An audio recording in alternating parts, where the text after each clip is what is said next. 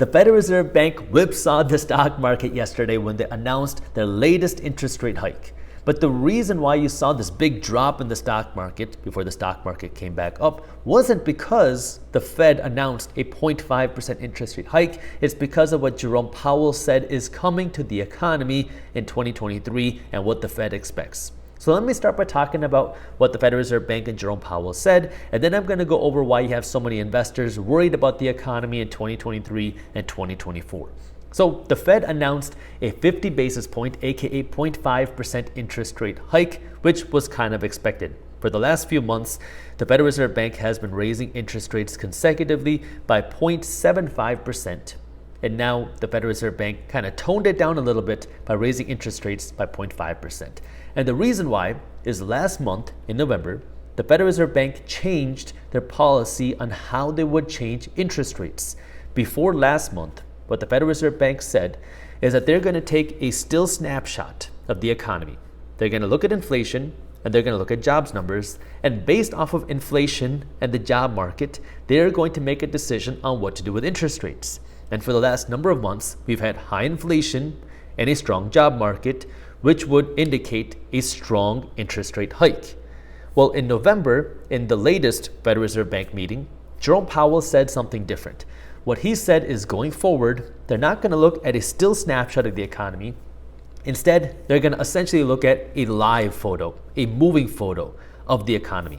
So they're not going to look at where inflation is today, but rather where they project inflation to be going. They're not going to look at the job market today. They're going to look at where they project the job market to be going. And based off of that data, they're going to make their decision on interest rate hikes. This is the first time that they said they're going to do this. And they announced this in November. So not surprisingly, here in December, we still have high inflation, although it's better than where we were. And we still have a strong job market. So the Federal Reserve Bank decided to be less aggressive with their interest rate hikes because according to the Fed, inflation is on its way down and the job market is cooling slightly. So because of that, they kind of projected this live image, this moving picture, and said that they're going to raise interest rates by 0.5%.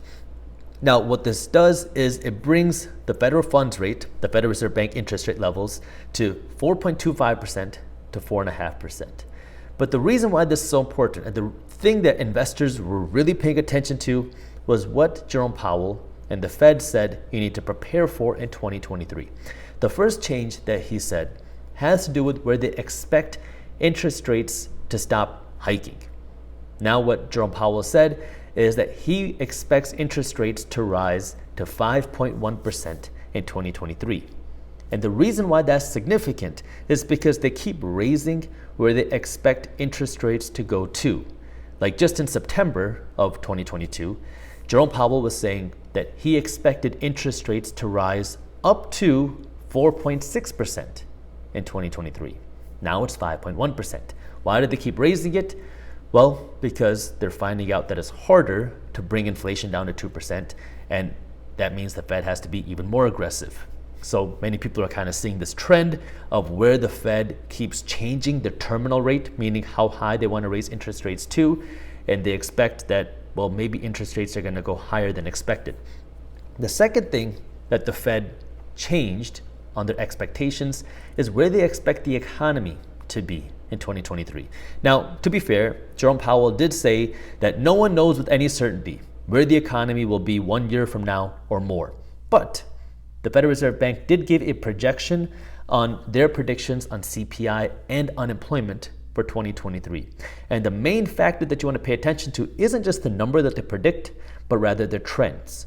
Because what the trend is showing on inflation is that the Fed keeps raising their inflation target expectations for 2023. Now, today, or yesterday rather, Jerome Powell announced that he expects CPI next year to be at 3.5% at the end of 2022. Now again, that number doesn't really mean much, but the reason why it's important is from his last projection, it's 0.4% higher than what he expected before. Same with unemployment. The Federal Reserve Bank expects unemployment to be at 4.6% next year, which doesn't really matter, but this projection is 0.2% higher than their previous projections.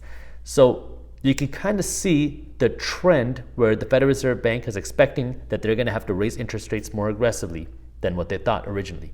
They're expecting inflation to stay around longer and higher than expected. They're also expecting that unemployment numbers are going to be higher than expected. This is the trend that a lot of investors are paying attention to because you're seeing more and more people start to get worried about the economy. Now, what are the economic worries?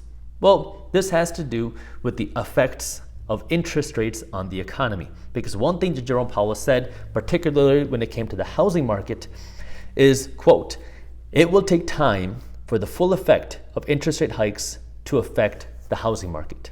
We've seen the housing market already start to slow down because of the higher interest rates.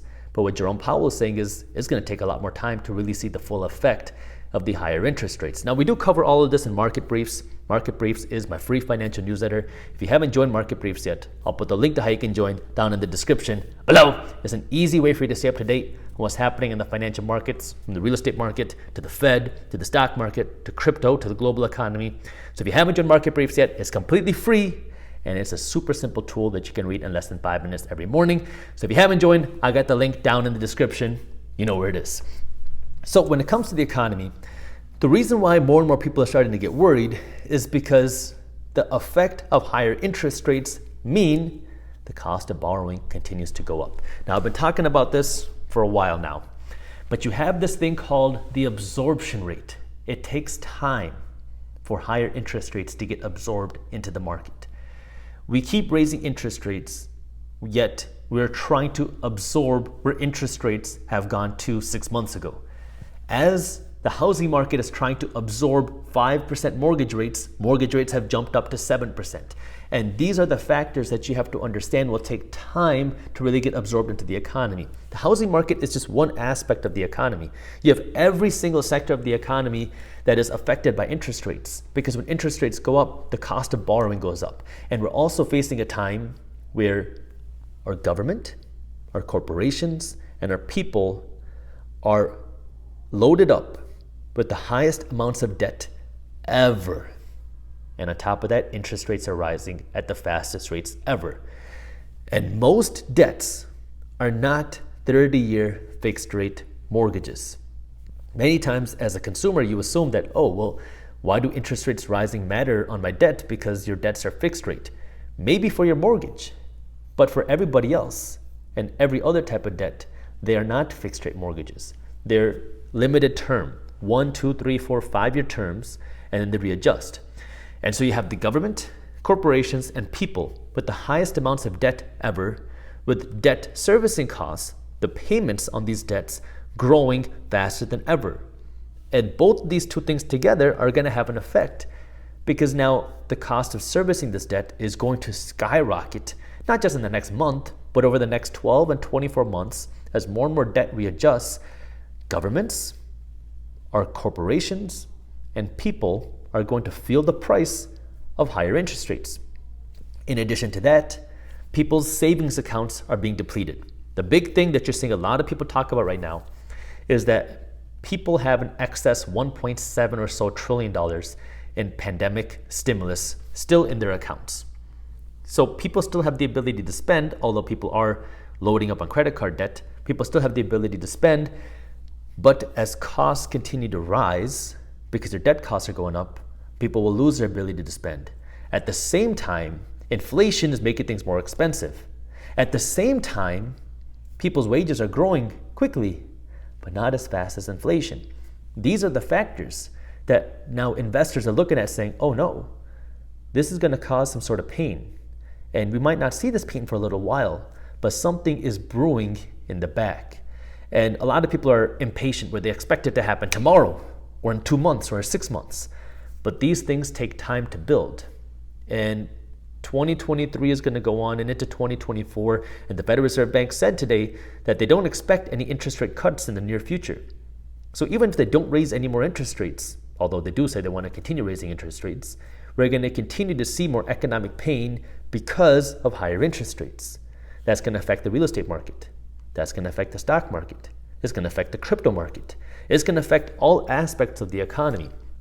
And this is where it pays to be a prudent and educated investor. So if you are investing your money, well, for one, make sure you know your strategy. If you're a passive investor, meaning you have money that's automatically invested into the market, don't panic and don't change your strategy. Continue to invest your money, continue to follow your strategy. When things go wrong, you don't change your strategy. The only thing you do is buy even more.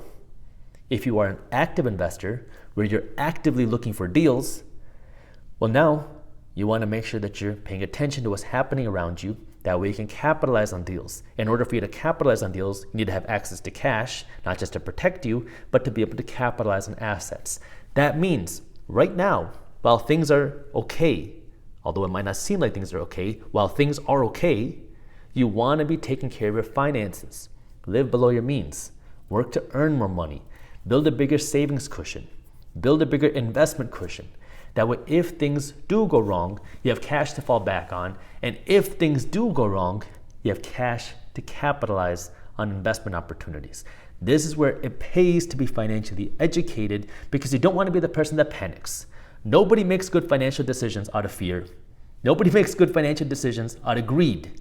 And this is where you want to cut out the emotion, be financially smart, understand what's happening, and prepare.